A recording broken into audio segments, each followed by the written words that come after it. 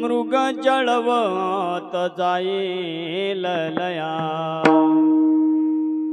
विषयाचे समसुख वेगळाची बाहुली अभराची सावली जाईल लया। कौनाचे मायबाप कौनाचे गणगोत मृग जळवत जाईल लया। ज्ञानदेव म्हणे पाहता पाहिले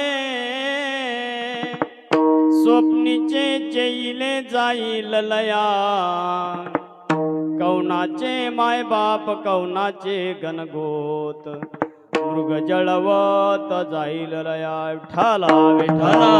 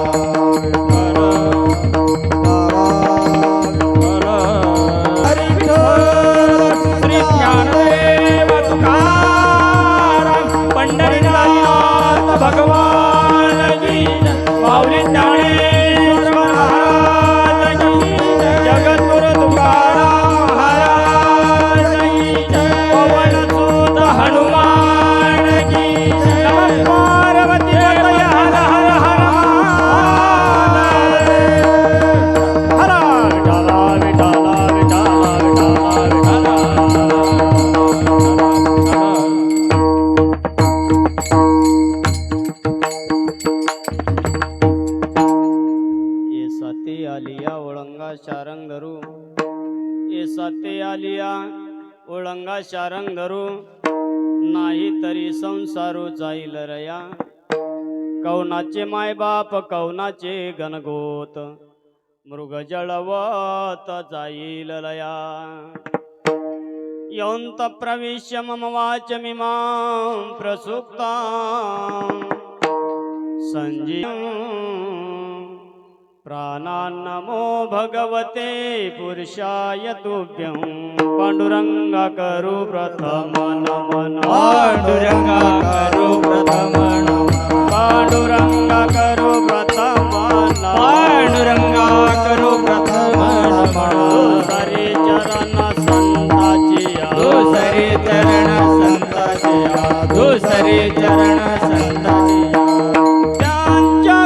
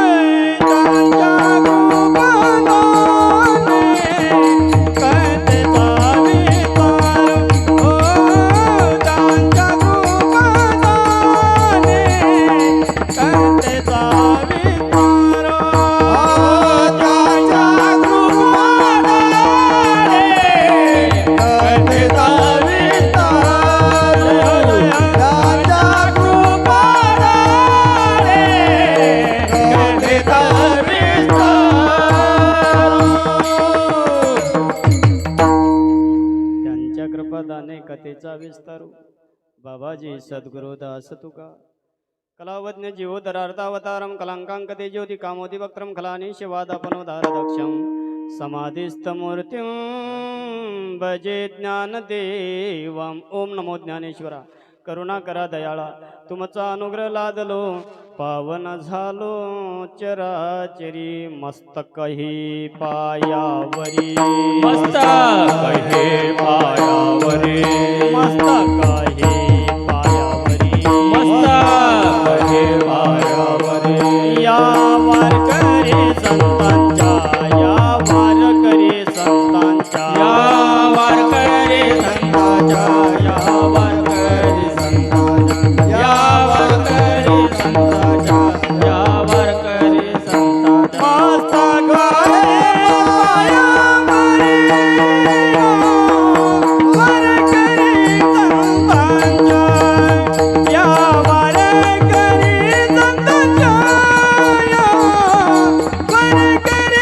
संतांच्या.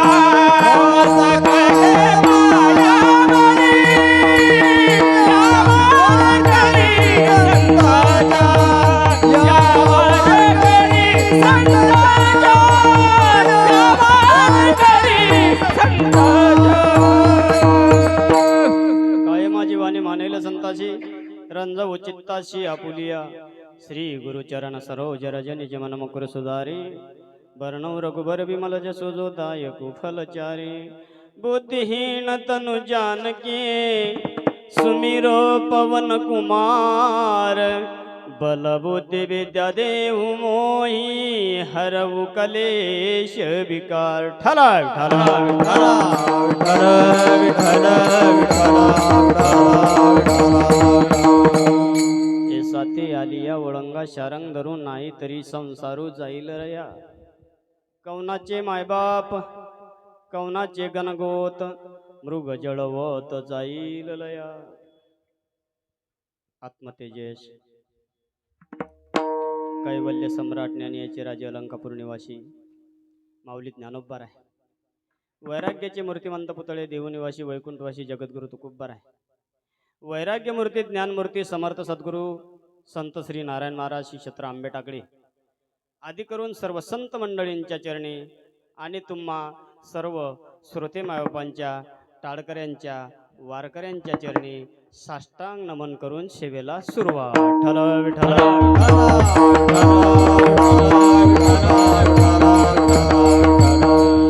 आज आपण सर्व एकत्र जमलेलो आहे. किम निमित्त आपण एकत्र आलेलो आहे हे प्रत्येकाला ज्ञात आहे, प्रत्येकाला माहित आहे. आपले येथीलच एक व्यक्तिमत्व यशवंत भाऊ उकिरडा कळसकार यांच्या 11वी पित्यर्थ म्हणजे उत्तर क्रिये पित्यर्थ आज घडून आलेला हा सोहळा. बघा, सोहळे अनेक आहेत मानवी जीवनामध्ये. 16 संस्कारानं हे जीवन भरलेलं आहे. मागच्यांनी गप्पा करू नका. 16 संस्कारांनी जीवन घडलेलं आहे. त्यामधील हा एक शेवटचा संस्कार आहे. आणि या संस्काराला सोहळा म्हणायचं गड्या. ज्याप्रमाणे आपण मृत्यूचा जन्माचा सोहळा साजरा करतो, त्याचप्रमाणे मृत्यूचा सुद्धा सोहळा साजरा करण्यात यावा. आणि आज हा सोहळा साजरा होत आहे. ज्यांच्या करवी हा सोहळा साजरा होत आहे ते त्यांचे सुपुत्र अंबादास भाऊ कळसकार आणि दिलीप भाऊ कळसकार यांच्या करवी आणि त्यांचा आप्त परिवार आणि त्यामध्ये आपण सर्व एकत्र जमलेलो आहे.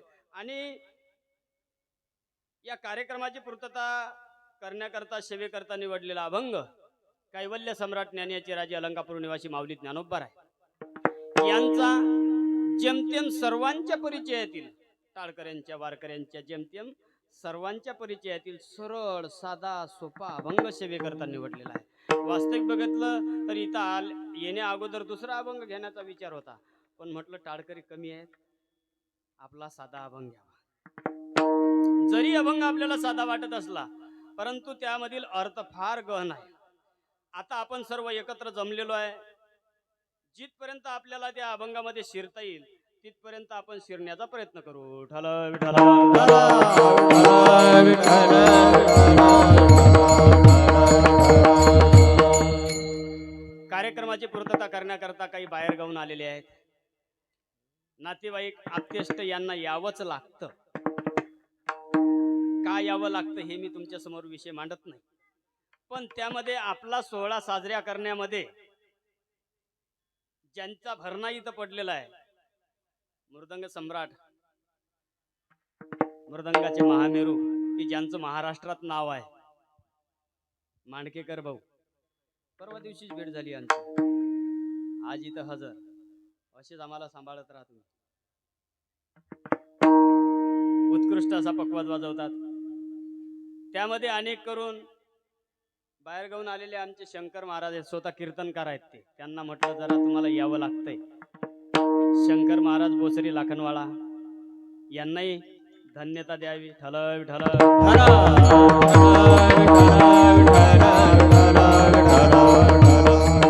त्याचप्रमाणे आपल्याला साथ संगत करणारे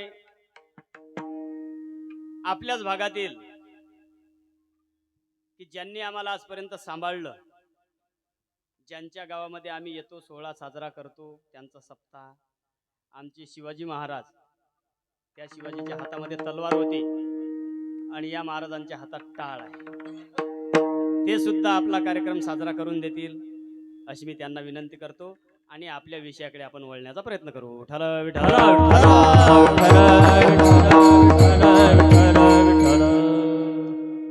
सोपान भाऊचा फोन आला, महाराज आपल्याला कार्यक्रमाला जावं लागतंय. मी तर माझा वेळेवर जाणार आहे. जरी मी वेळेवर पोहोचलो नशील, बघा शास्त्र असं सांगतंय की पितरांचा घास हा 11च्या पुढे असावा, 11 नंतर, बरं का. पण आपलं कसं होतंय, 11 वाजले की आपलेच 11 वाजतात, म्हणून आपण म्हणतो 11 वाजता, पण 11 पासून 3 वाजेपर्यंत चालत असते ती क्रिया.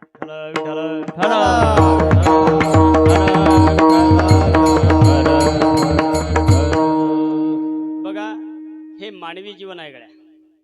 माऊली ज्ञानोबराय सांगतात, अनेक अशा योनी फिरत फिरत फिरत मानवाला या देहामध्ये यावं लागतंय. अनेक योनी आहेत. काही सरपटणाऱ्या योनी आहेत, काही जमिनीवरून चालणारे आहेत, काही पाण्यामधून फिरणारे आहेत, काही आकाशामध्ये उडणारे आहेत. त्यांचा आपल्याला विषय घ्यायचा नाही, पण प्रामुख्याने मानवी योनी ही एवढी महत्वाची आहे की या योनीमध्ये येण्याकरता एक एक योनी कोटी कोटी फेरा. किती?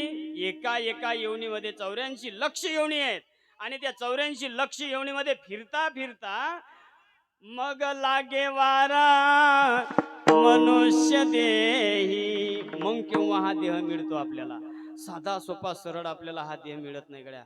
माऊली ज्ञानोबराय म्हणतात, हा तुम्हाला देह मिळाला ना, ये साते आलिया ओळंगा शारंगरू, तुम्ही या देहामध्ये आला, अन्यत्र देहामध्ये भगवंताचं नामस्मरण नाही करता येत गड्या. लक्षपूर्वक ऐका, अन्य देहामध्ये नामस्मरण, भगवंताचं नामचिंतन करता येत नाही. पण अनमोल असा मानवी देह आपल्याला मिळालेला आहे. कोणता? मनुष्य देह. आणि याच देहामध्ये फक्त याच देई घडे देवाचे भजन, याच देई घडे देवाचे, याच देई घडे देवाचे भजन, याच देई घडे देवाचे भजन. आणि कहे ज्ञान नाही कोठे, आणि कहे ज्ञान नाही कोठे, आणि कहे ज्ञान नाही कोठे. याच देहामध्ये भगवंताचं नामस्मरण करता येते. का करता येते? कारण या देहाला कळण्याची बुद्धी दिली. नामस्मरण करण्याकरता मुख दिलं, तोंड नाही बरं का. तोंड हे अन्यत्र प्राण्यांना आहे, पण मानवी देहाला मुख दिलं. का मुख दिलं? साधू संत सांगतात, राम भजन को दिया रे कमल मुख, राम भजन को दिया रे कमल मुख, राम भजन को दिया. पण झालं काय? खाया पिया सुख से सोया, नाहक जमाना खोया. खाण्याकरता पिण्याकरता माय बापू देह मिळाला का? नाही गड्या. हा देह मिळाला आपल्याला भगवंताचं नामस्मरण करण्याकरता. आणि भगवंतापर्यंत पोहोचण्याकरता. हा, पण आपण नामस्मरण करत नाही. म्हणून माऊली ज्ञानोबा सांगतात, येसाती आलिया ओळंगा चारंगरू, नाही तरी संसारू जाईल. नाही तर तुमचा प्रपंच हा लयाला गेल्याशिवाय राहणार नाही. मग काही लोक म्हणतील, महाराज आम्हाला साधू संतांचं भगवंताचं काही घेणं नाही. मग आमचे आप्तेष्ट आहेत, आमचे नातेवाईक आहेत, आमचं गणगोत आहे. माऊली ज्ञानोबा सांगतात, अरे ते कोण? कवनाचे मायबाप, कवनाचे गणगोत, मृग जळवत जाईल लया. आणि काही एकानं प्रश्न केला, वावगे बा, आणि काही एकानं प्रश्न केला. एक म्हटलं, म्हणे नाही त्यांनी आम्हाला मदत केली तर आम्ही पंचविषयापासून सुख उपभोगू. एक लक्षात ठेवा गळ्या, जोपर्यंत हे शरीर चांगलं आहे तोपर्यंत आपल्याला विषय भोगता येतात. पण हे शरीर, या शरीरातले गात्र निघून गेले, गलित गात्र झालं की मग एक लक्षात ठेवा, एक एक एक एक विषय आपल्याला सोडून जातो. एक एक विषय आपल्याला सोडून जातो. म्हणून विषयापासून सुखाचा उपभोग आपल्याला घेता येत नाही. विषयाची समसू बेगडाची बाहुली, अभराची सावली जाईल लया. कवनाचे मायबाप, कवनाचे गणगोत, मृग जळवत जाईल लया. आणि शेवटच्या चरणामध्ये महाराज सांगतात, ज्ञानदेव म्हणे, पाहता पाहिले स्वप्नीचे चेले जाईल लया. हे संपूर्ण जगत आहे, हे कसं आहे? स्वप्नवत आहे. परंतु हे केव्हा कळणार? ज्यावेळेस अंतकाळ जवळ येईल त्यावेळेस कळेल. तोपर्यंत आपल्याला कळत नाही. माय बापू, वास्तविक जर बघितलं तर या मृत्यू लोकामध्ये कुणालाही राहता येत नाही. लक्षपूर्वक आहे का? मृत्यू लोकामध्ये कुणालाही राहता येत नाही. आया है सो जाएगा, आया है सो जाएगा, राजा रंग फकीर, कोई सिंहासन चढ़ बसा, कोई बंदा जंजीर कबीरा, कोई बंदा जंजीर. लक्षपूर्वक आहे का? इथं कुणालाही राहता येत नाही. कुणालाही राहता येत नाही. इथं टेबला खालून देता येत नाही. इथं मित्र मित्राला सांभाळू शकत नाही. अरे त्यालाच जावं लागतंय. प्रत्येकाला जावं लागतं. आपल्या डोळ्यासमोर आपले पंजे गेले, आपल्या डोळ्यासमोर आपले आजे गेले, आपल्या डोळ्यासमोर आपला बाप गेला. आजा मेला पंजा मेला, बाप मसला गेला. देखत देखत ना तू बंधू, तोही तैसा झाला. देखत देखत ना तू बंधू, तोही तैसा झाला. आजा मेला पंजा मेला, बाप मस्त गेला. देखत देखत ना तू बंधू, तोही तैसा झाला. देखत देखत ना तू बंधू, तोही तैसा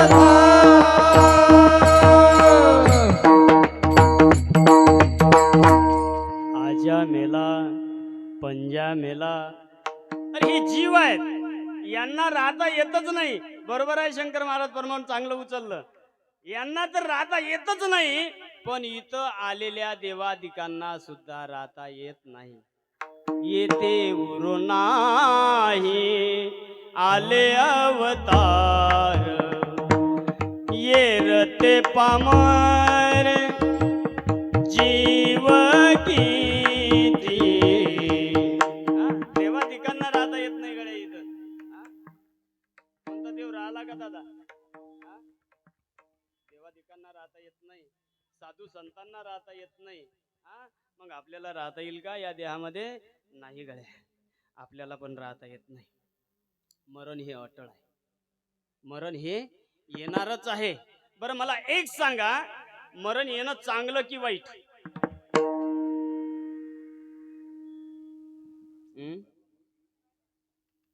मावशी, मुंबईकर आहात तुम्ही, आहे की नाही?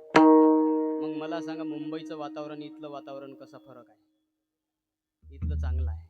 मग मरण येणं चांगलं की वाईट? मरायचं का?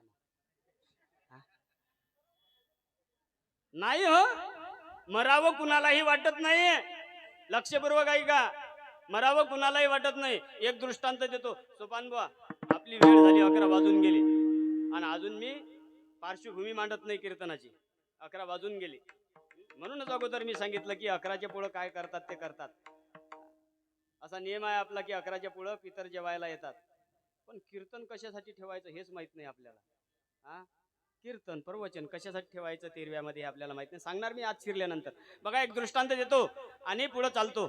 बघा, 72 वर्ष वय होतं मावशी म्हातारीचं. किती वर्ष वय? 72 वर्ष. कमरड वाकलेला आहे, चेहऱ्यावर कुरसुत्या पडलेल्या आहेत, पांढरे शुभ्र केस झालेले आहेत, गारगोटी सारखे डोळे झालेले आहेत. कुणाचे? म्हातारीचं सांगतो मी, म्हातारीचा, आपलं नाही सांगत कुणाचं. म्हातारीचे कमरड वाकलेला आहे. चालल्या का मावशी? ठल विठल.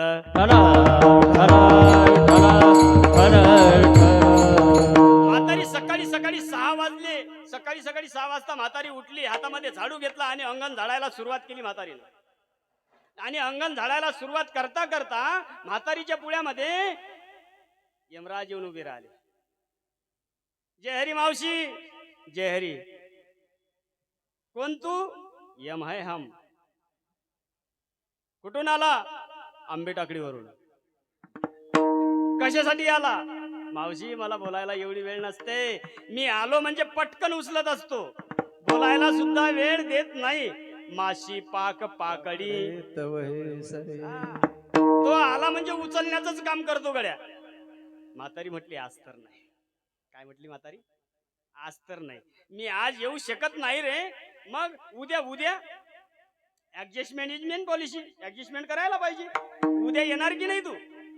म्हातारी म्हटली, हा उद्या येणार, पण उद्या तू जर आला तर मला आठवायला पाहिजे. असं म्हणतात, साठी आणि बुद्धी नाठी.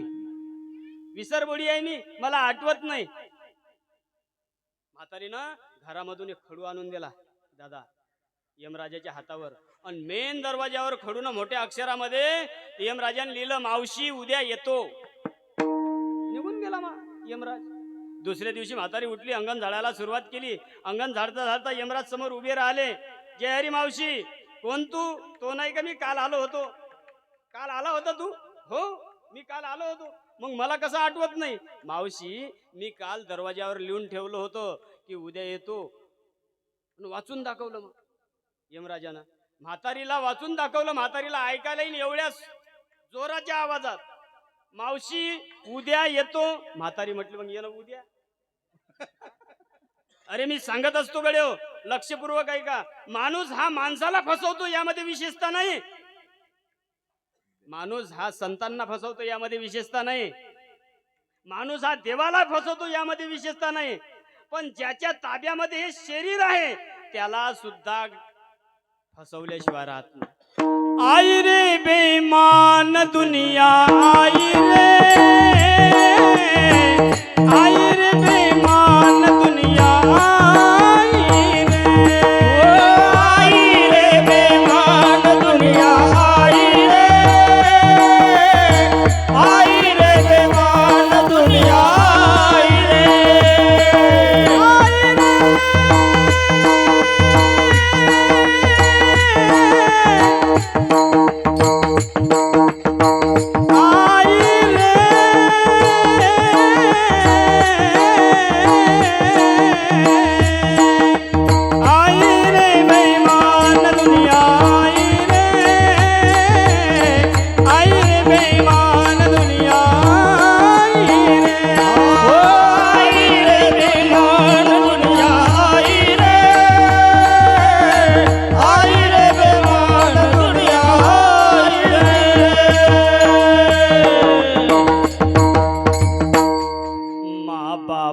कोई नहीं माने, कोई नहीं माने, कोई नहीं माने.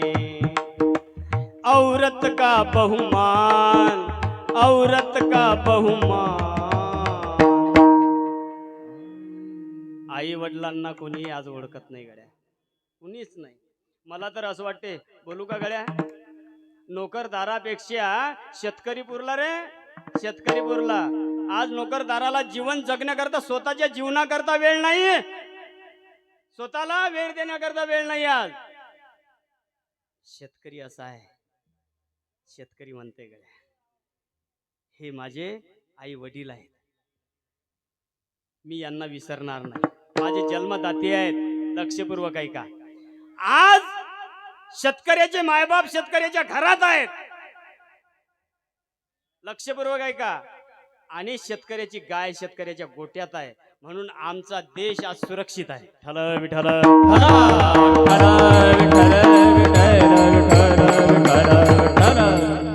आई रे बेईमान माणूस माणसाला फसवतो, यामध्ये विशेषता नाही. माणूस देवाला फसवतो, यामध्ये विशेषता नाही. पण ज्याच्या ताब्यात शरीर आहे त्याला सुद्धा फसवायला माणूस घाबरत नाही. आपल्याला वेळ कमी आहे गड्या. मग माणसानं मरावं की न मरावं? मरण यायलाच पाहिजे, मरण यायलाच पाहिजे. मरण म्हणजे हा तात्कालिक मोक्ष आहे. भगवंत सांगतात अर्जुनाला गीतेमध्ये की बाबा रे अर्जुना, जसा मानवी देहाचा धर्म आहे त्याचप्रमाणे जीवाचा सुद्धा धर्म आहे. कोणता धर्म आहे जीवाचा? या देहातून दुसऱ्या देहात प्रवेश करणे. मग तो कोणताही देह भेटो, फक्त तो टणटणीत असला पाहिजे. कुत्र्याचा जरी असला, गाढवाचा जरी असला, तरी तो देह कसा पाहिजे? टणटणीत पाहिजे. बघा ना गड्या, या देहातून दुसऱ्या देहात प्रवेश करताना आपल्याला आनंद होतोय का दुःख? साऊंडवाले दादा, तुमचं म्हणणं काय? दुःख होते का? या देहातून दुसऱ्या देहात प्रवेश करताना दुःख होतंय. मला आता याच्या पुढचं बोलू द्या. आपण जर समजा विटा मातीचं घर पाडलं आणि विटा मातीचं घर पाडून जर आपण तिथं टुमदार बंगला बांधला, सावरकर बा, ग्रह प्रवेश करताना आनंद की दुःख? आनंद. तुमच्या अंगावरचे कपडे फाटले, आता पुढे दिवाळी मागे निघून गेली, दिवाळीला चांगले कपडे नवे नवे अंगामध्ये घालताना आनंद की दुःख? आनंद. सायकल ठेवून द्यायची, टू व्हीलर घ्यायची, मग ते 1.5 लाखाची असली तरी चालेल, आनंद की दुःख? साधा धंदा सोडून द्यायचा, मस्त ऐश मध्ये बसायचं, फक्त बटन फिरवत राहायचं इकडून तिकडून तिकडून इकडं, आनंद की दुःख? तुमच्यासाठी बोललोय, आनंद. मग जेवढं आपण ज्या वस्तू बाजूला टाकतो, नवीन वस्तू परिधान करतो, त्यावेळेस आपल्याला आनंद होतोय. मग मला सांगा ना, जीवाला आनंद होत नसेल का? जीर्ण झालेला देह,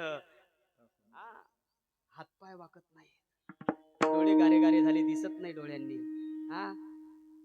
जीर्ण झालेला देह टाकून देणे आणि नवीन देहात प्रवेश करणे हा जीवाचा धर्म आहे. मी सांगत नाही, भगवंत सांगतात गीतेमध्ये, वासांशी जीर्णानि यथा विहाय नवानि गृह्णान्ति नरोपराणि तथा शरीरानि विहाय जीर्णानि नयानि गृह्णान्ति नरोपराणि नयानि गृह्णान्ति नरोपराणि.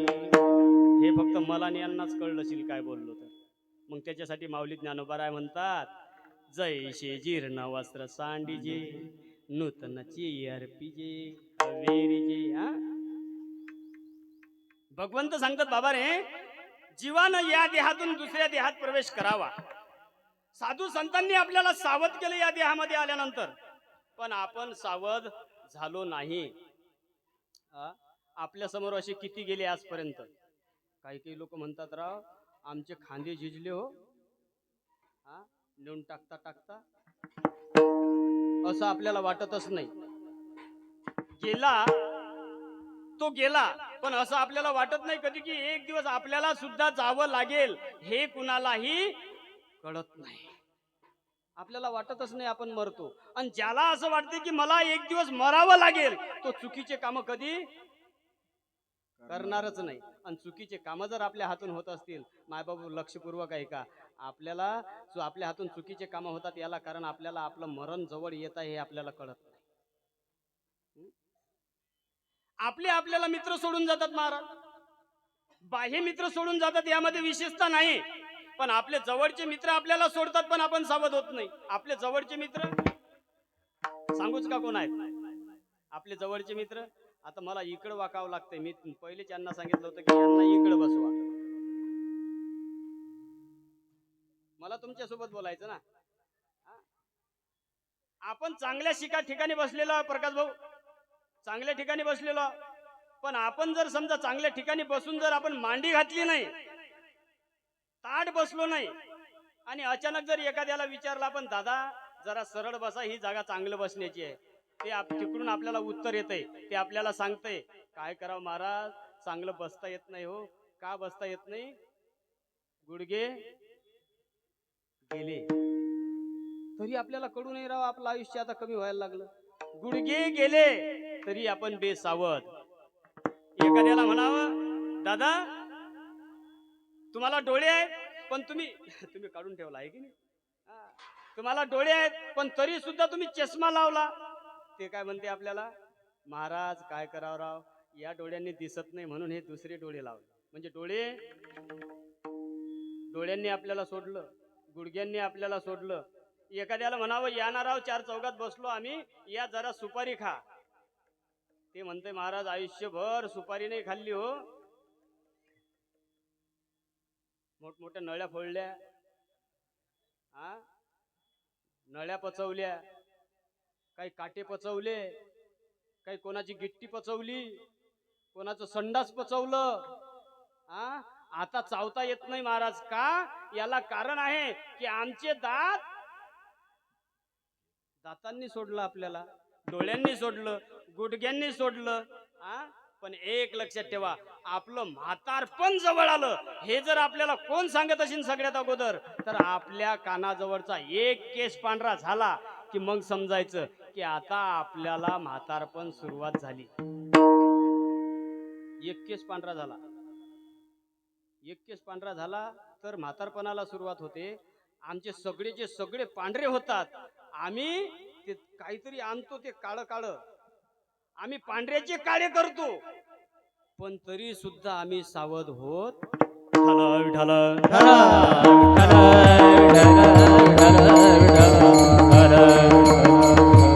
तुकोबाराय सांगतात, तुकोबाराय म्हणतात, गड्या मी सावध झालो कारण मला माहित होतं की एक दिवस मला जावं लागणार. पण सावध झालो आणि सावध होऊन मी त्या भगवंताचं नामस्मरण केलं. जर नामस्मरण केलं तर आपल्याला मरणावर विजय मिळवता येते. मरावं लागतंय प्रत्येकाला, पण विजय मिळवता येते मरणावर विजय. लक्षपूर्वक ऐका. तुकोबाराय सांगतात, सावध झालो हरीच्या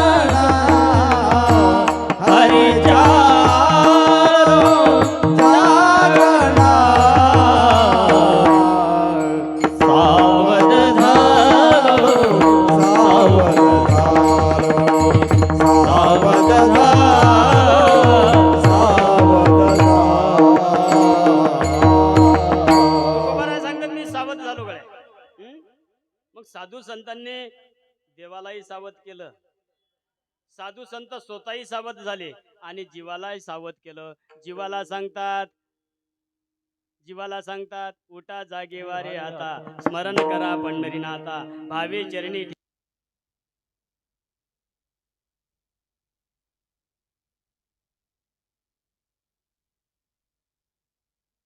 निश्चिंतीने. का हो तुम्ही निश्चिंती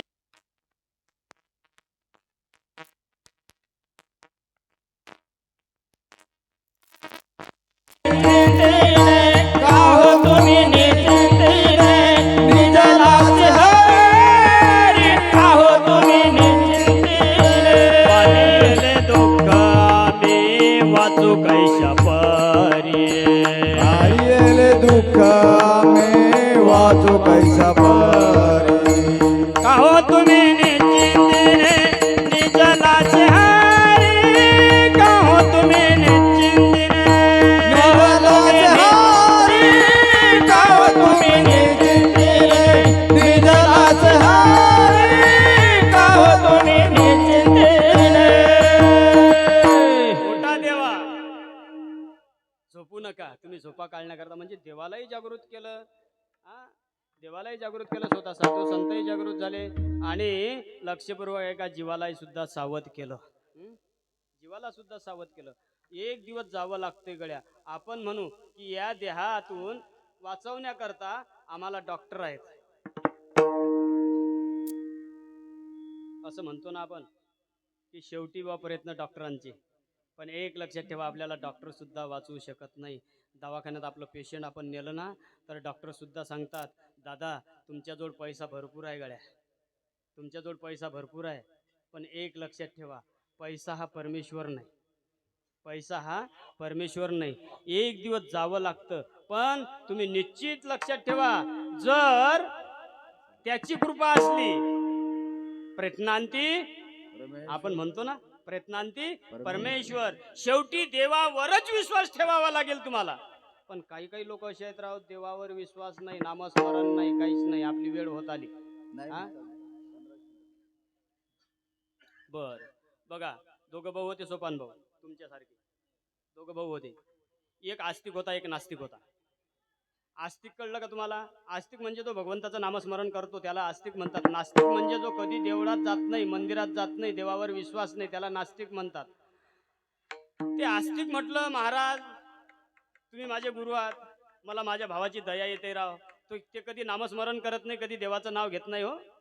आणि त्यानं जर देवाचं नाव घेतलं नाही तर त्याला मुक्ती मिळणार नाही. महाराज माझ्या घरी चला. त्यानं घरी आणलं. घरी आणल्यानंतर त्यानं आता या नास्तिकनं पाहिलं. नास्तिकनं पाहिलं की माझ्या घरी महाराज आले. आणि महाराज आले म्हटलं की नास्तिकाच्या डोळ्यावर कपाळावर आट्या पडत असतात वावगे भाऊ. ते म्हटलं कशासाठी आला तुम्ही? ते म्हटलं काही नाही रे, माझं तुझ्यासोबत थोडंसं काम होतं. काय काम होतं माझ्या बरोबर? सांगतो जरा ऐक. हे बघड्या, काही काम अवघड नाही, फक्त तू एकदा देवाचं नाव घे. हा म्हटलं मी देवाचं नाव घेणार नाही. महाराज म्हटले तुला देवाचं नाव घ्यावं लागेल. हा म्हटला मी देवाचं नाव घेणार नाही. तुला देवाचं नाव घ्यावं लागेल. तू देवाचं नाव घे, त्याशिवाय तुला मुक्ती मिळू शकत नाही. तू देवाचं नाव घे. हा म्हटला मी देवाचं नाव घेणारच नाही. साधू बाबा म्हटले तू एकदा तरी राम म्हण. ते म्हटलं मी राम म्हणणार नाही. काय म्हटलं ते? मी राम म्हणणार. महाराज म्हटले झालं माझं काम, झालं माझं काम. आता योगा योगानं असं झालं, हे गेलं निघून बुवा, म्हणजे वारलं. वारल्यानंतर यमराज त्याला न्यायला आले. यमराज म्हटले आता यानं एकदाच देवाचं नाव घेतलं, याची जागा कुठं आहे? याला कुठं ठेवायचं? वैकुंठात ठेवायचं का नरक लोक द्यायचा? विचार पडला, पण त्याला कळत नाही. त्याला कळत नाही म्हणून ते म्हटलं आता आपण ब्रह्मदेवाकडे जाऊ. पण हे आटून बसलं ना. हे म्हटलं मी येणार नाही. आणि तुम्हाला जर मला न्यायचं असेल तर मला पालखी तयार करा आणि तुम्ही खांदा द्या. आता यमराज खांदा द्यायला पालखीत बसवलं, नेलं ब्रह्मदेवाकडे. ब्रह्मदेवाकडे नेलं. ब्रह्मदेव म्हटलं बापरे, यमराज जर काय शंकरजीकडे नेलं. शंकरजी म्हटले बापरे, हे जर यमराज जर पालखीला खांदा द्यायला आहेत तर हे किती हुशार असेल, किती महान व्यक्ती असेल. पालखी खाली ठेवली. यमराज म्हटले देवा याचं ठिकाण कोणतं आहे आम्हाला कळत नाही, कारण हे नामस्मरण यानं फक्त एकदा देवाचं नाव घेतलं. आता याला कुठं न्यायचं? वैकुंठात न्यायचं का स्वर्गलोकात न्यायचं का कुठं न्यायचं हे आम्हाला कळत नाही. भगवान शंकर म्हटले वेळा हे याचं उत्तर माझ्याजवळ पण नाही. मग ब्रह्मदेवाकडे चला. हे म्हटलं मी येणार नाही. आणि तुम्हाला जर मला ब्रह्मदेवाकडे न्यायचं असेल तर तुम्ही एक करा, तुम्ही खांदा द्या. आता खांदा द्यायला शंकरजी, ब्रह्मदेव आणि यमराज म्हटले आता कुठं जायचं? विष्णू लोकात. विष्णू लोकात नेलं. विष्णुदेव उठून उभे राहिले. विष्णुदेवाजवळ पालखी टेकवली. विष्णुदेव म्हटले बापरे, कोण महान तपस्वी आहे? शंकरजी खांदा द्यायला आहेत, ब्रह्मदेव खांदा द्यायला आहेत, यमदेव खांदा द्यायला आहेत, आहे कोण अशी व्यक्ती? उठून उभे राहिले. विष्णुदेवाला सांगितलं देवा आम्हाला याचं उत्तर मिळालं नाही. यानं नेमकं एकदाच नाव घेतलं तुमचं, एकदा नाव घेतलं तरी याचं ठिकाण कोणतं? विष्णुदेव म्हटले माझ्याकडे उत्तर नाही. आता उत्तर कोण्याच देवाकडे नाही. ब्रह्मदेव म्हटले आता याचं करायचं काय? विष्णुदेव म्हटले हे बघा यानं आयुष्यात एकदा माझं नाव घेतलं ना, मी एकच सांगतो तुम्हाला, याची जागा माझ्या पायाजवळ. किती वेळ नाव घेतलं होतं? एकदा नाव घेतलं, जागा कुठं आहे? भगवंताच्या पायाजवळ. आयुष्यभर जर भगवंताचं नाव घेतलं तर मग हरिपाठ कीर्ती मुखे जरी गाय, हरिपाठ कीर्ती मुखे जरी गाय, हो हरिपाठ कीर्ती मुखे जरी गाय,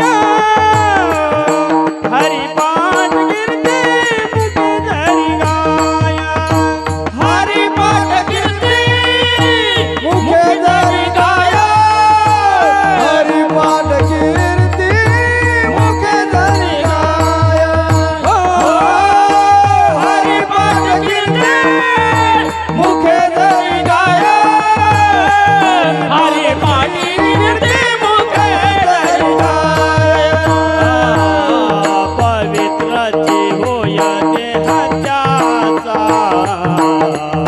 पवित्राची होय देहाच्याचा, हो पवित्राची होय देहाचा, पवित्राची होय देहाचा. हरिमुखे म्हणा, हरिमुखे म्हणा, हरिमुखे म्हणा, हरिमुखे म्हणा, हो हरिमुखे म्हणा, हरिमुखे म्हणा, हरिमुखे म्हणा, हरिमुखे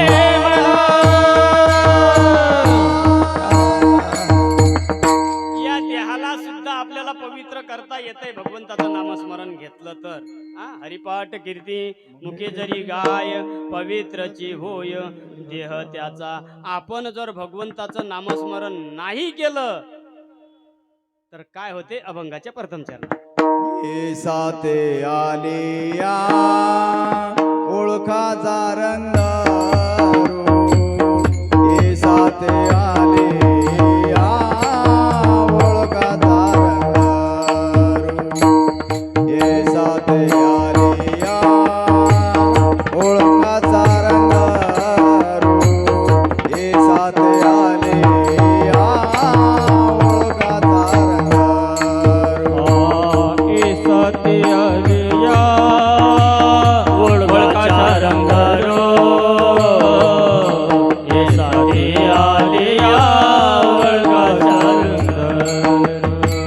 नाही तरी संसारू जाईल लया, नाही तरी संसारू जाईल लया, नाहीतरी संसार जाईल लया, नाहीतरी संसार जाईल लया. कवणाचे माय बापा, कवणाचे गणगोत, कवणाचे माय बापा, कवणाचे गणगोत, कवणाचे माय बापा, कवणाचे गणगोत, कवणाचे माय बापा, कवणाचे गणगोत. माऊली ज्ञानोबराय पहिल्या चरणामध्ये सांगतात की गड्यो, भगवंताचं नामस्मरण मानवी देहामध्ये आल्यानंतर फार महत्वाचं आहे. चाहे माना या ना माना. तुम्ही विश्वास ठेवा अगर नका ठेवू, पण माझ्या शेबरी मातेनं आयुष्यभर भगवंताचं नामस्मरण केलं. शेवटी तिला भगवंत भेटलाच. रामायणातलाच विषय आहे, लक्षपूर्वक ऐका. जटायू धारातीर्थी कोसळलेला आहे आणि जटायू धारातीर्थी कोसळल्यानंतर भगवंत सीतामाई चोरीला गेलेली आहे. एका चोरट्यानं सीतामाईला चोरून नेलं, अपहरण केलं आणि भगवंत धावत आहेत सीते. लक्ष्मण भैया धावत आहेत, भाभी सीते, भाभी सीते. दोघही धावत आहेत. कोणही सांगितलं नाही सीतेला कोण नेलं म्हणून. पण एक पक्षी लक्षपूर्वक ऐका, की ज्या पक्षाला आपण म्हणतो तोंड नाही, बुद्धी नाही, तो पक्षी धारातीर्थी कोसळलेला आहे. भगवंताचं नामस्मरण करत आहे. भगवंत त्या दिशेला गेले आणि उचलून जटायूचं डोकं आपल्या मांडीवर घेतलं. लक्षपूर्वक ऐका, जो विश्वाचा जनिता आहे त्याचा बाप दशरथ इंद्राला मदत करायला जात होता. ज्यावेळेस तो मरणाच्या शय्येवर पडलेला आहे त्यावेळेस त्यानं सुद्धा भगवंताचं नामस्मरण केलं. पण मुलगा कोण आहे? विश्वाचा जनित आहे, पण जवळ कोणी नव्हतं. 4 पुत्र दशरथा अंतकाळी एकही नवता. 4 मुलं होते हो दशरथाला, पण एक जवळ नाही लक्षपूर्वक ऐका. पण जटायू हा पक्षी आहे जातीचा, धारातीर्थी पडलेला आहे, पण त्याचं डोकं कुठं आहे? देवाच्या मांडीवर. याला कारण काय? भगवंताचं नामस्मरण. आणि ज्यावेळेस भगवंतानं मांडी दिली ना त्यावेळेस भगवंतानं सांगितलं, जटायू काका सांगा, तुम्ही जर म्हणसाल तर तुम्हाला सदेह वैकुंठाला पाठवतो. पण जटायू बोलायला लागला, जाकर नाम मरत मुख आवा, अदमई होई श्रुती गावा, अदमई होई श्रुती गावा. देवा, अरे मी मरत आहे, माझा अंत आहे आता, पण माझं जर डोकं जर तुझ्या मांडीवर असेल तर मला आता काय पाहिजे? लक्षपूर्वक आहे. म्हणून भगवंताचं नामस्मरण फार महत्वाचं आहे रे. जीवनामध्ये नामस्मरण फार महत्वाचं आहे. हा देह जो आहे, देह हा पाचाचा आणिला उसना शेकी ज्याचा त्याशी देणे आहे. हा जर आपल्याला पवित्र बनवायचा असेल तर काही खाऊन पिऊन मायबाप पवित्र बनत नाही. विचित्र काम करून हा देह पवित्र बनत नाही. हा देह जर आपल्याला पवित्र बनवायचा असेल तर भगवंताचं नामस्मरण फार महत्वाचं आहे. लक्षपूर्वक ऐका गड्या. एक दृष्टांत देतो तुम्हाला. हा देह आहे ना, हा देह पाचाचा आहे. बघा, ठल विठल ठल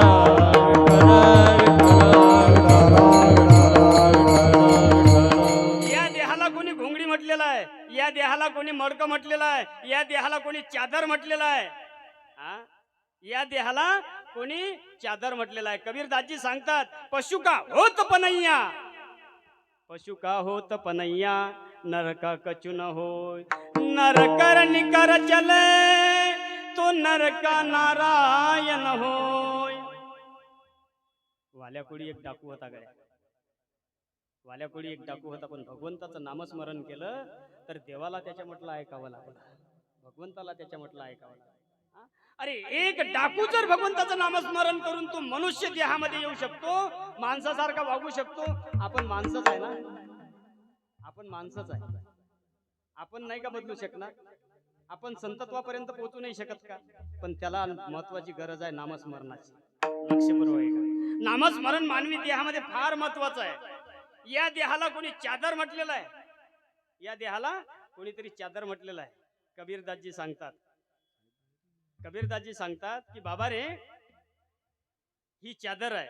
चदरिया चदरिया झीनी रे झीनी, के राम नाम बसविनी, चदरिया झीनी रे झीनी, दरिया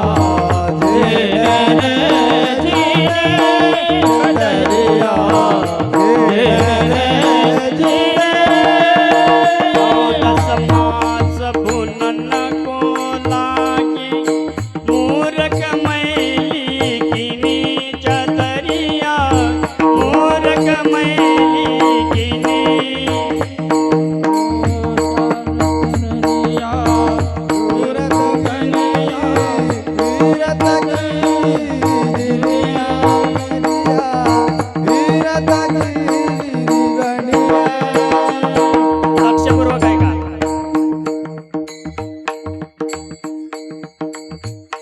ही एक चादर आहे, ही एक चादर आहे. या चादरीला बनवण्याकरता 9 महिने लागतात, 10 महिने लागतात. अष्टकमल का चरका बनैयो, पंचतत्व की भूनि चदरिया, पंचतत्व की भूमि चदरिया, पंचतत्व की भूमि. अष्टकमल का चरका बनैयो, पंचतत्व की 5 पाकड्यापासून बनलेला आहे. पृथ्वी, आप, वायू, तेज, आकाश याच्यापासून हा बनलेला आहे. याला बनवण्याकरता कोणी म्हणते 9 महिने लागतात, कोणी म्हणते 10 महिने लागतात. 9 दस मास भुन नको लागी, मूरख मैली की नीच दरिया. दरिया जेणे रे जेणे दरिया जेणे महाराज आमच्या जनाबाईने याला जात म्हटलं. हा देवा, हे माझं जात आहे ना, हे सुंदर चांगलं जात आहे गड्या. हा सुंदर माझे जाते गे फिरते बहुते गे. हा कुणी याला जात म्हटलं, कुणी याला मडक म्हटलं. मडक हा विठ्ठला तू वेळा कुंभार, विठ्ठला तू वेळा कुंभार. एकच कुंभार या जगतामध्ये असा होऊन गेला की त्या कुंभारानं हे मडके बनवले. आजचे जे कुंभार आहेत अनेक मूर्त्या बनवतात, पण सारख्याच असतात. असतात की नाही दादा? सारख्या मूर्त्या. गणपती विकत घ्यायला गेलं तर एका लाईनीत सारख्याच मूर्त्या असतात. देवी विकत घ्यायला गेलं तर एका लाईनीत सारख्याच मूर्त्या असतात. पण ह्या ज्या मूर्त्या बनवल्या, हे जे मडके बनवलं, हे मडकं एकसारखं नाही. कुण्या मडक्याचं नाक ढेपसं आहे, कुण्या मडक्याचं नाक लांब आहे, कुण्या मडक्याचा डोळा तिरका आहे. हा कोणतं मडकं हेकणं देखतंय. हा बघा, एक मडकं एकासारखं नाही गड्या. आणि हे जर मडके सारखे बनवले असते तर यांना नंबर द्यावं लागलं असतं. मग 420 इधर आओ, 550 इधर आओ. कारण मडकं सारखं, मग नंबर द्यावे लागले असते. हा नंबर द्यावे लागले असते. पण एक बघा गड्या, तो बनवणारा आहे ना, या जगतामध्ये त्याचा हात कोणीही धरला नाही, आणि तो म्हणजे भगवंत. हे मडके भगवंतानी बनवलेले आहे. ह्या मूर्त्या भगवंतानी बनवल्या आहेत गड्या. लक्षपूर्वक ऐका, त्याच्यासारखा बनवणारा कोणी नाही. मग आपल्याला त्याचं नामस्मरण करावंच लागेल. एसाती आलिया बडगा सारंग धरू, नाही तरी संसारू जाईल लया. तरी सुद्धा एक खाली बसलेलं म्हटलं, नाही नाही महाराज, तुम्ही काय सांगता? अरे आम्हाला वाचवणारे आमचे नातेवाईक आहेत, आमचे आप्तेष्ट आहेत. काही लोकांचा पैसा बोलत असते, पैसा. हा आणि मग त्या लोकांना माऊलींनी उत्तर दिलं, नाही रे बाबा, ते आपले सोबती नाहीत, ते आपले संगती नाहीत. भगवंत अभंगाचं द्वितीय विषयाचे समसुख कवनाचे मायबाप, कवनाचे गणगोत. कवनाचे मायबाप, कवनाचे गणगोत. कवणाचे माय बाप कवणाचे गणगोत. कवणाचे माय बाप कवणाचे गणगोत. कवनाचे मायबाप, कवनाचे गणगोत. कवनाचे मायबाप, कवनाचे गणगोत. कवणाचे माय बाप कवणाचे गणगोत.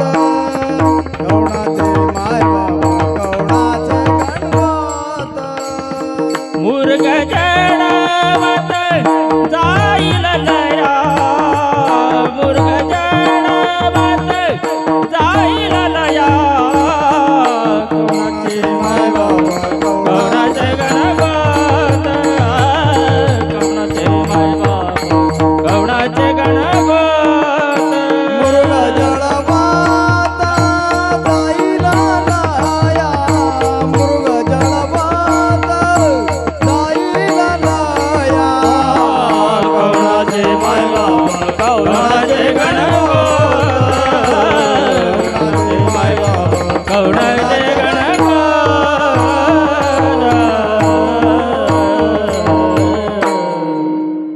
लक्षपूर्वक आहे का गड्या? आता इथं प्रश्न असा निर्माण होतोय, माऊली ज्ञानोबा आहे की ज्यांना संज्ञा ही आईची मिळाली, अवघ्या साधू संतांना बाप म्हटलं गेलं, पण या जगतामध्ये आई म्हणणारे व्यक्ती एक, ते म्हणजे माऊली ज्ञानोबा आहे की ज्यांना आई म्हटलं गेलं, माऊली म्हटलं गेलं.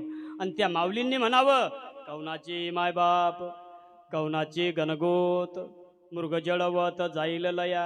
हा, त्यांनी म्हणावं. अरे आई कुणाला म्हणावं आणि बाप कुणाला म्हणावं? लक्षपूर्वक ऐका. अरे जी सकाळच्या आणि संध्याकाळच्या जेवणाची काळजी करते तिला आई म्हणतात. लक्षपूर्वक आहे का आता? जी सकाळच्या आणि संध्याकाळच्या जेवणाची काळजी करते तिला आई म्हणतात, आणि आयुष्याची जेवणाची काळजी करतो त्याला बाप म्हणतात, त्याला बाप म्हणतात. ठल ठल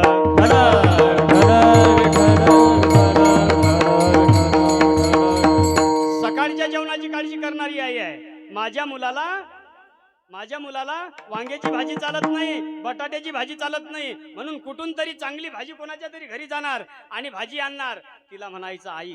लक्षपूर्वक आहे का? तिला म्हणायचं आई. आणि एक लक्षपूर्वक आहे का? आता बडबड करू नका, आता बोलू नका. जोपर्यंत आई माहेर मध्ये आहे तोपर्यंत आपला माहेरचा आनंद आहे. लक्षपूर्वक आहे का? आणि एक वेळ भाऊ कितीही श्रीमंत असू द्या, कितीही मजल्यावर मजले असू द्या भावाचे, पण भावाला चालावं लागतंय त्याच्या पत्नीच्या म्हटल्याप्रमाणे. लक्षपूर्वक आहे का? एक वेळ आई मरण पावली की माहेरचा आनंद आटला रे, माहेरचा आनंद आटला. मग नंतर तुम्हाला माहेरमध्ये कोणी ओळखत नाही गड्या, कितीही श्रीमंत असू द्या. भाऊ बहीण म्हणते बाबा दादा अरे समोर दिवाळी आली रे. बहीण घरची गरीब असते गड्या, बहीण घरची गरीब असते, भाऊ श्रीमंत असते, आणि श्रीमंत भावाला बहीण विनंती करते, दादा तुझ्या श्रीमंतीचा तुला घमेंड येऊ देऊ नको रे दादा, मी घरची गरीब आहे, मी तुला काही मागणार नाही रे, फक्त काहीतरी फाटकी तुटकी साडी चोळी एवढं मला दे गड्या तू. पण तो भाऊ श्रीमंत असलेला तोच भाऊ सांगते गड्या. लक्षपूर्वक आहे का? ते बहीण म्हणते दादा फक्त एकदा गड्या नको घमेंड करू दादा श्रीमंती पायी, नको घमेंड करू दादा श्रीमंती पायी, दुबळी बहीण काही मागणार नाही, दुबळी बहीण काही मागणार नाही. वाटते हमेशा दादा तुला मागणार नाही रे मी काही, वाटते हमेशा मी तुझ्या घरी यावं, मीठ भाकर खाऊन या निघून या जावं, मीठ भाकर खाऊन या निघून या जावं. काय अपेक्षा असते त्या बहिणीची? आज बहिणीचं आणि भावाचं नातं तुटलं. बहीण भावाला ओळखत नाही, भाऊ बहिणीला ओळखत नाही, नाती संपली आज. आणि ही नाती जर कोणी संपवली असतील तर हे नाते फक्त मोबाईलनं संपवले, फक्त मोबाईलनं. वाटते हमेशा मी तुझ्या घरी यावं, मीठ भाकर खाऊन या भेटून या जावं. बाकी काही नको रे दादा, काही नको. तुझ्या घरची मीठ भाकरी जरी असली तरी ती मी घेणार खाणार, पुन्हा पुढं काही सांगणार नाही दादा. माहेरचं आणि मुलीचं नातं वेगळं असतंय गड्या. लक्षपूर्वक आहे का? पण ते नातं तुटल्या गेला. वाटते हमेशा मी तुझ्या घरी यावं, मीठ भाकर खाऊन या निघून या जावं. नको घमेंड करू दादा श्रीमंती पायी, दुबळी बहीण काही मागणार नाही, दुबळी बहीण काही मागणार नाही, दुबळी बहीण काही मागणार नाही. माहेरचं प्रेमाचं नातं जोपर्यंत आई वडील आहेत तोपर्यंत आहे गड्या. लक्षपूर्वक आहे का? म्हातारी आई असू द्या, दिवाळीचा समोर सण येत आहे आणि समोर सण आला, घरची नादारी आहे, गरिबी आहे, म्हणून ती आई मुलाला म्हणते दादा अरे समोर 3 दिवसावर दिवाळी आली रे, माझ्या मुलीला न्यायला जा. तो सांगते आई अगं कोण्या तोंडाने जाऊ सांग ना मी न्यायला तिला, माझ्या मुलांना दिवाळीला कपडे नाहीत, माझ्या पत्नीला साडी घ्यायला माझ्याजवळ पैसा नाही. काळजी करू नको दादा, काळजी करू नको. आई उठते, घरात जाते, या मडक्यात हात घाल, त्या भांड्यात हात घाल, 2 पुरचंड्या जमा करते आणि मोजून 3000 मुलाजवळ देते.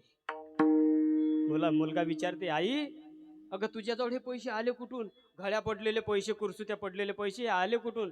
दादा मी कोणाची चोरी नाही केली रे, मला माहित होतं तुझी नादारी आहे, मी कोणाच्या भिंती सारवून दिल्या, कुणाचं धान्य नीट करून दिलं, कुणाचं शेण काढलं रे कुणाच्या घरी जाऊन, पण 10 रुपये 20 रुपये 50 रुपये जमा केले रे, मला माहित होतं तुझी नादारी आहे, जा बाबा माझ्या बहिणीला.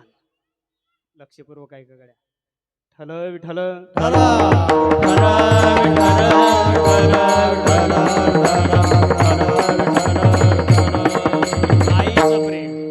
आईचं प्रेम मुलीवर कोणी राहिलं नाही. त्याही पेक्षा श्रेष्ठ नातं सांगू का? एक वेळ आई आपल्या मुलावर प्रेम करील, पण मुलीचं आणि बापाचं नातं एवढं श्रेष्ठ आहे गड्या. लक्षपूर्वक आहे का बापांनो? मुलीचं आणि बापाचं नातं, मुलीचं आणि बापाचं नातं असं असते, जर आई बापाला बोलली तर बाप शेतावर डबा नेत नाही, आणि नेलेला डबा तिथं खात नाही, वापस आणतो, आणि तो डबा मुलगी पाहते. मुलगी पाहते, बाप संध्याकाळी जेवत नाही, खोलीमध्ये जाते, तोंडावर पांघरून घेते, आणि बाप झोपते, आणि बाप झोपल्यानंतर मुलगी हळूच जाते. ज्याप्रमाणे आपल्या मुलाच्या तोंडावून काढावं त्याप्रमाणे बापाच्या तोंडावून मुलगी पदर काढते, पांघरून काढते, आणि बापाला म्हणते, दादा बाबा माझी आई बोलली का तुम्हाला? माझी आई तशीच आहे, माझी आई फटकळ आहे बाबा, माझी आई तुम्हाला बोललीशील, तिचं मनावर काही घेऊ नका बाबा. बाबा तुमचं काही दुखतंय का? बाबा तुम्हाला गोळ्या आणून देऊ का? बाबा तुमचे कपडे धुतले का? मी कपडे धुवून देऊ का? सगळ्या घराची काळजी बाप करत असतो गड्या, पण त्या बापाची काळजी मुलगी करत असते. लक्षपूर्वक. मुलीचं आणि बापाचं नातं, सगळं गाव रडते मुलीचं लग्न झालं की, एकटा बाप रडत नाही. मग तो बाप कठोर असते का? तो बाप सुद्धा रडते. अरे मुली करता तो बाप हाडाचे काळं करते, रक्ताचं पाणी करते, चांगला बस्ता बांधतय मुलीसाठी. लक्षपूर्वक आहे का? माझी मुलगी चांगल्या घराण्यामध्ये द्यावी म्हणून खांद्यावर दुपट टाकते बाप. या जिल्ह्यात नाही दुसऱ्या जिल्ह्यात जाते, पण चांगला मुलगा पाहून आणते, आणि सगळं गाव रडते लग्नाच्या दिवशी, आणि एकटा बाप एका कोपऱ्यामध्ये भिंतीला डोकं टेकून रडत असते. रे डोकं भिंतीला आपटते, धाड धाड डोकं आपटते. आता कोण म्हणणार मला की बाबा जेवले का?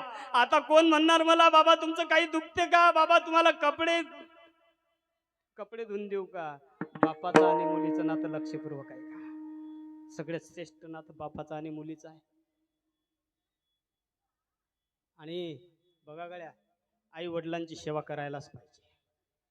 कारण आपल्याला सगळ्यात अगोदर जर कोणती देवता असेल तर मातृदेवो भव, पितृदेवो भव, आणि नंतर मग बाकीच्या देवता आहेत. मी तर सांगतो देवळातही जाऊ नका, मंदिरातही जायची काही गरज नाही रे, आपल्या घरीच देव आहे. पण आपण आपल्या देवाला लाता मारतो गड्या, आपल्या देवाला घराच्या बाहेर हाकलतो आपण त्यांची सेवा करत नाही. मी सांगतो एक लक्षात ठेवा, अरे मूल रांगत रांगत येत आहे, आपलं मूल रांगत रांगत येत आहे, आणि रांगत रांगत आले त्यावेळेस पती पत्नी जेवायला बसलेले असतात. ते मूल येतंय आणि बापाच्या ताटाजवळ शी करते, पण तीच शी आई आपल्या त्याच्यावर झाकण टाकते आणि जेवण करतात. अरे त्यांच्या आपल्या संडास जवळ जर आपले मायबाप जेवण करतात, म्हातारपणी लका आपण त्यांची संडास काढू शकत नाही. आपण त्यांची, मी तर सांगतो कोण्या मंदिरात जाऊ नका. आपले जर मायबाप थकले, म्हातारा जर असलं आणि त्याला जर खोकला लागलेला असला तर एक करागड्या कोणतं भांड ठेवू नका. त्याला जर बेडके पडत असतील आणि तो बेडका जर समोर येत असेल तर त्याचा बेडका तो तुम्ही हातामध्ये घ्या आणि हात धुवून काढा. एक लक्षात ठेवा, ज्या हातामध्ये तुम्ही आई वडिलांचा बेडका घेसाल ते हात तुम्हाला कोणा समाजासमोर लोकांसमोर पसरावे लागतील नाहीत. लक्षपूर्वक आहे का? एवढी श्रेष्ठ सेवा आई वडिलांची आहे. ठल विठल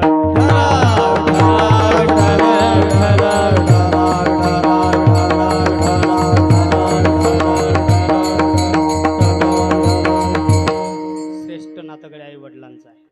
पण तरी सुद्धा माऊली ज्ञानोबारायांनी म्हटलं, कौनाचे मायबाप का म्हटलं शिलवर? याला कारणच आहे. जरी एवढं प्रेम करतात आई वडील, आपल्याला लहानचं मोठं करतात, पण लक्षपूर्वक आहे का? आपला अंतकाळ ज्यावेळेस जवळ येतो ना त्यावेळेस ते सुद्धा आपल्याला काही करू शकत नाहीत. त्याच्याकरता एक सुभाषित सुद्धा आहे.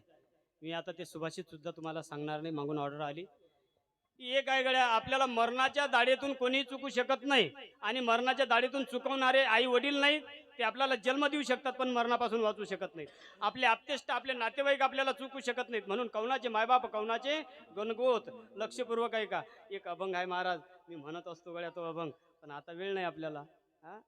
नाही रे हरी ठला विठला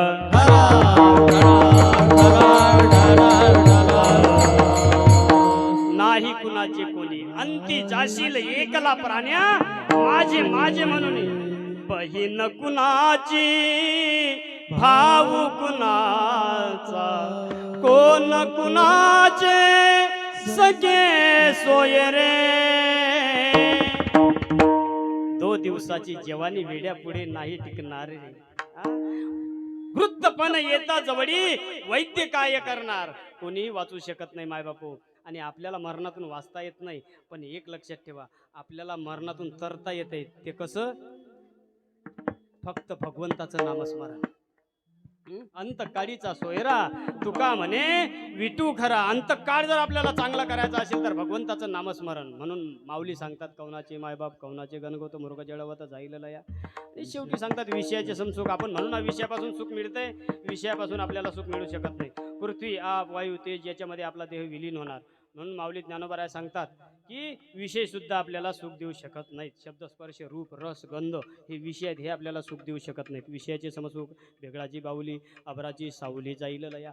कवनाचे मायबाप कवनाचे गणगोत मृग जळवत जाईल लया. आणि शेवटी महाराज सांगतात, गडे हो, हे संपूर्ण जगत आहे ना, आपण माझं माझं म्हणतो ना, हे आपलं नाही रे. एक दिवस आपल्याला सोडूनच जावं लागेल. हे स्वप्नाप्रमाणे आहे. ज्ञान देवा मान्य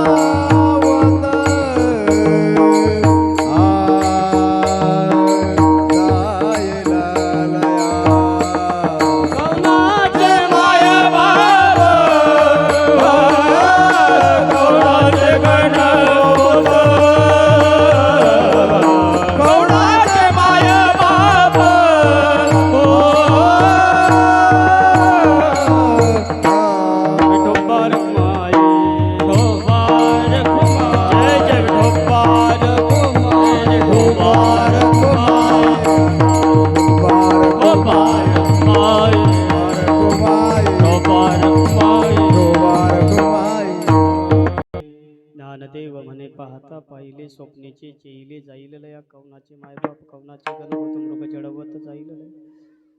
बघा गड्या, आई वडील हे श्रेष्ठ असतात. आपली सेवा संपली, पण आईचं आणि मुलीचं, मुलाचं आणि बापाचं नातं जरी श्रेष्ठ असलं, त्यामध्ये विशेष नातं आहे सासूचं आणि सुनेचं, आहे की नाही. सासू सासरे हे आपल्या आईप्रमाणेच असतात. मला तर असं वाटतं की प्रत्येक सासूनं हा जर विचार केला ना की माझी सून नाही, माझी पोटची मुलगी आहे, माझी कन्या आहे, तर कोण्याही मुलीला कोण्याही सुनेला फारकती घ्यायची. आणि आता फारकती राहिलीच नाही राव. आता मागं फिरायला लागले, भेटत नाही आता. तो काळ गेला आता. आता तुमचा काळ आहे. पण एक लक्षात ठेवा, सासूची गरज आहे सुनेला आणि सुनीची गरज आहे सासूला. प्रत्येक सासून जर विचार केला की ही माझी मुलगी आहे तर तिला घराच्या बाहेर राहण्याची पाळी येणार नाही. आणि प्रत्येक सुनेनं जर विचार केला की ही माझी सासू नाही, ही माझी जन्मदाती आई आहे, तर त्या सुनेला सुद्धा आईचं प्रेम भेटल्याशिवाय राहणार नाही. आणि ते प्रेम आज आपण ज्या ठिकाणावर उभे आहे ते प्रेम त्यांना मिळालं. त्यांनी त्यांच्या सासू सासऱ्यांची सेवा केली, त्या मुलाने त्याच्या बापाची सेवा केली. आणि एक लक्षात ठेवा, हा जो कार्यक्रम आहे अन्य समाजामध्ये होते रे, अन्य समाजामध्ये हा कार्यक्रम होते, पण या समाजामध्ये हे कार्यक्रम घडत नाहीत. आणि हा जर कार्यक्रम घडून आला असेल तर मला असं वाटतंय काहीतरी त्यांची पुण्याई आहे. त्यांच्या पाठीमागं काहीतरी त्यांच्या मुलाची आणि त्यांच्या सुनीची सेवा आहे, म्हणून हा जो कार्यक्रम त्यांनी घडून आणला. एक वेळ झालेली सेवा त्यांच्या चरणी समर्पित करतो आणि माऊली ज्ञानोबरायांचं भजन. ज्ञानेश्वर मावली ज्ञानराज मावली तुकाराम ज्ञानेश्वर माऊली माऊली ज्ञानेश्वर मावली ज्ञानराज मावली माऊली ज्ञानेश्वर माऊली ज्ञानेश्वर ज्ञानेश्वर माऊली ज्ञानराज माऊली माऊली ज्ञानेश्वर ज्ञानेश्वर ज्ञानेश्वर माऊली ज्ञानराज ज्ञानेश्वर मावली ज्ञानराज मावली माऊली ज्ञानेश्वर माऊली ज्ञानराज माऊली कंठी धरला कृष्ण म्हणे अवघा जैनी प्रकाश आला वाटो एकामेकावर सोनिका संगम हवा बोले या ब्रह्मादे का उत्तम लोकांना कहो आला वाटो एकामेकावर